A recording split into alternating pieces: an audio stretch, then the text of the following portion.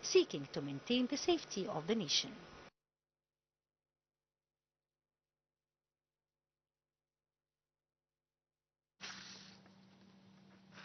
And to shed more light on the situation in the West Bank, we are joined over the phone by Ambassador Medhat Meligey, the former Assistant Foreign Minister. Good evening to you, sir. Do you hear me well? Hello? Hello, do you hear me? I hear you perfectly well. Yes. Welcomed on Nile TV, the international ambassador. Thank you very much for having me. We're going to talk about the Israeli occupation forces pressed a raid in Jenin. How do you assess the developments in the West Bank following the Gaza ceasefire, in your point of view, sir? Well, it's very simple. Actually, Israel was forced due to President Trump's pressure to accept the ceasefire. As we all know from the beginning, Prime Minister Netanyahu and the extreme right government were not in favor of freeing the prisoners or making any exchange between the Palestinians and the Israelis, or even to restore peace. Their main objective was to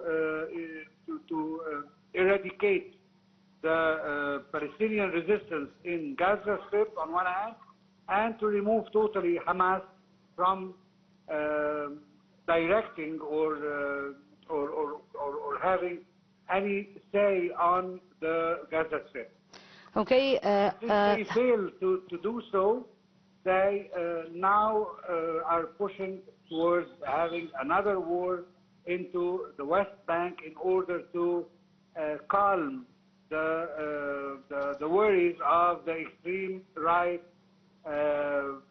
members of the government, such as Smotrich, who threatened if the Israeli government will stop the war on the Palestinians, he will withdraw, and accordingly, if he withdraws, maybe the whole government will fall apart, which can put Mr.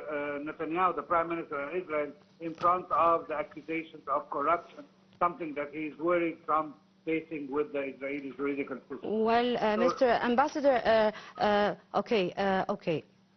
How do you weigh the Israeli military strategy and its repercussions on the region security? Well, actually, I think that as Mr.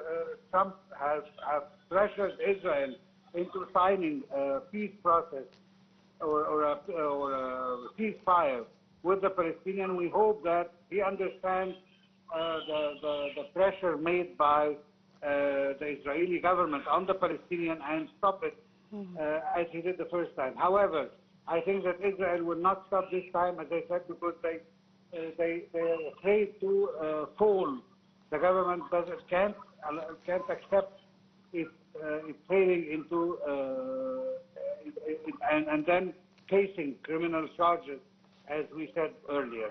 So the idea is that they have to attract the Israeli public opinion towards another war in order to be able to continue in power as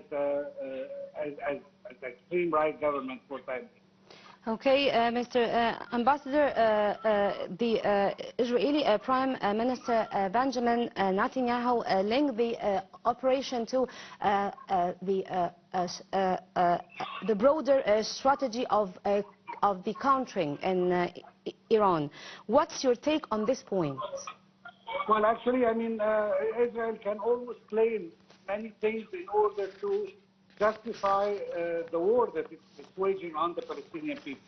And Iran has always been a very good excuse for the Israelis to wage any war and to continue their aggression on the Palestinian people, whether it's true or false. It is not important the reason over which they are accusing the Palestinians of.